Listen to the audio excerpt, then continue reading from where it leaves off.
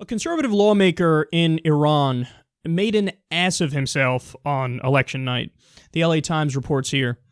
Nader Quazipur gave a fiery victory speech after winning re-election as a member of parliament representing the city of Urmia. But at one point, he said the following, quote, "Parliament is not the place for donkeys," oh, you don't say, "and monkeys and women." Oh boy. So reformist newspapers in Iran reported on this, and there was some backlash. He went on to give a half-assed apology. You know how that goes when, yeah, I'm sorry you don't like what I said, as opposed to like, yeah, no, I shouldn't have said it. It's fucked up. Because you know he believes it. If you go that far in your original comment, no apology is going to make people go, no, you know, I think that guy's pro-woman. I think he's on the side of women. What do you guys think? Feminist in training here. Am I right? So, in the election, women won 14 of 290 seats in Iran's parliament, and that's an increase from the 9 seats held by women before.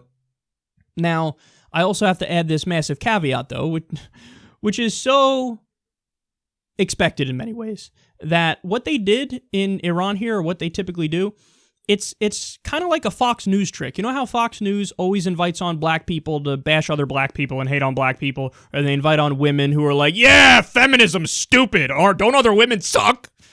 It's the oldest trick in the book from conservative outlets and far-right, entities. Well, here you have in Iran's parliament, they're like, yeah, the women candidates who we're going to allow to run in the first place are all going to be super anti-woman. So most, if not all of these women are of that mindset. Again, that's not surprising, but you have to keep everything in perspective. Iran has 1,000,000,001 problems, but they're no Saudi Arabia. Saudi Arabia is the most extreme, the most far-right.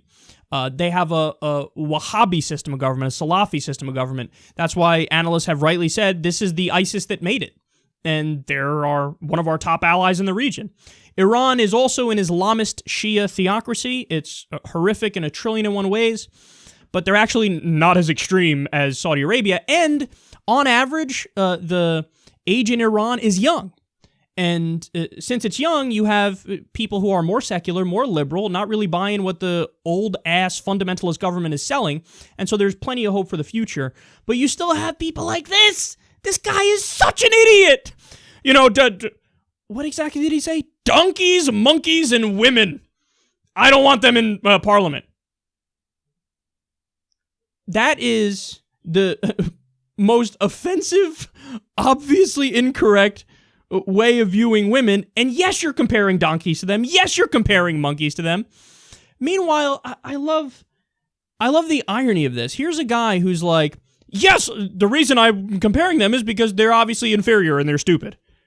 No, but this comment is stupid. If anything, you're showing that you have much more in common with a donkey or a monkey than your average woman does. If you're comparing females to donkeys and monkeys, you're the stupid one. But that's the thing.